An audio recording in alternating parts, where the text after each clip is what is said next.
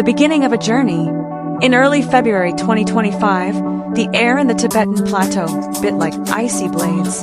The sky was clear, a turquoise blue, and the thin atmosphere felt like it filtered the thoughts of anyone daring enough to climb. Here stood YO-ulga, actor, singer, racer, and now environmental activist, adjusting his technical jacket before stepping into rarely touched terrain, the Renlongba Glacier. This wasn't just any journey. YO-ulga wasn't filming a movie, preparing for a race, or performing on stage. He was there as a climate communications ambassador, appointed by the Asia-Pacific Climate Coalition, collaborating with glaciologists and environmental NGOs to collect ice core samples, and more importantly, to speak out about the climate crisis with a face recognized by millions. Climate change is no longer news, he said before the ascent. But maybe we haven't been listening closely enough. 2. Footprints in the snow, becoming a voice for the melting ice. Since childhood, YO-ulga has been close to nature. Born in Luoyang, he grew up appreciating the changing seasons, the first snowfall, and the scent of damp earth. But all of that has changed. Over the past decade, his hometown has grown hotter, snow falls less often, and pollution has worsened. He realized that the peace of his childhood was something that's slowly fading.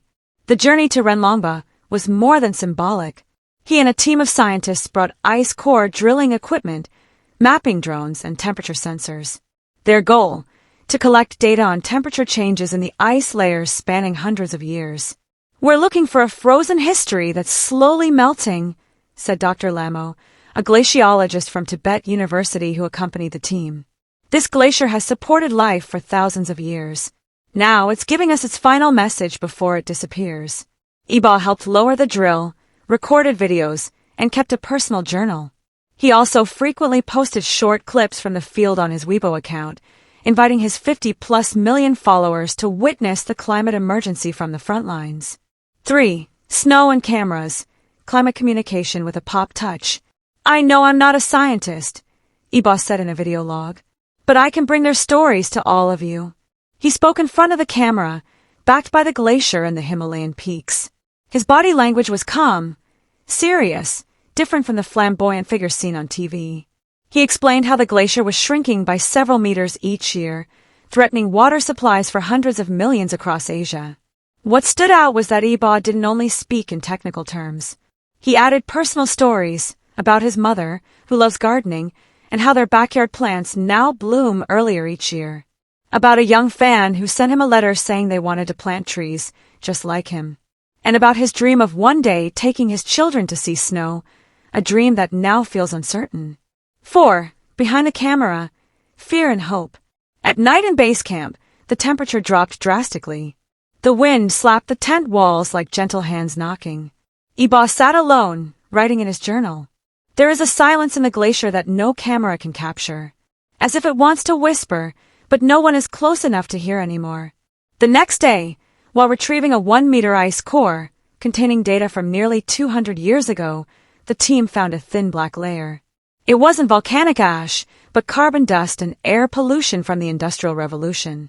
Pollution from the past has reached the heart of this ice, Dr. Lamo said. Imagine how deep the impact is today. Commitment and movement.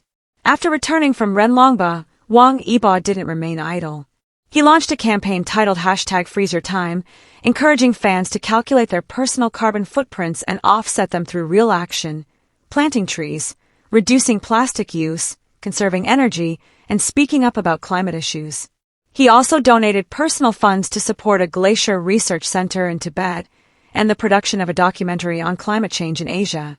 More than 100 schools joined a virtual program called Renlongba from Home, organized by his team. Children watched footage from the expedition, made posters, and even discussed with him via live streams.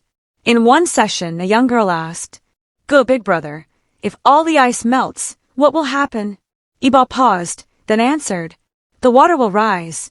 But awareness can rise even faster if we all listen and take action." 6. A cold legacy for a warming world. March 2025. A month after the expedition, ice core data began to be analyzed. Early results showed a sharp temperature increase over the past 30 years, faster than the global average. It's concrete proof that Tibet, often called Asia's water tower, is in crisis. Yibo attended a climate conference in Beijing, delivering an emotional speech. I stood on a glacier that's crying. And I know we can't freeze time. But we can accelerate awareness, warm compassion, and slow destruction. His message spread widely, not just because he was a celebrity, but because he brought data to life with empathy. He didn't speak as a star, but as a human being who cares about our shared future. Epilogue, a letter from the ice. Months later, at a science and art exhibition in Shanghai, a small piece of ice core from Renlongba was displayed, preserved in a transparent cold chamber. Beside it, a quote from Wang Yibo's journal read, "This ice holds voices that have been frozen for too long. Now it's time we hear them with our hearts and act with our hands."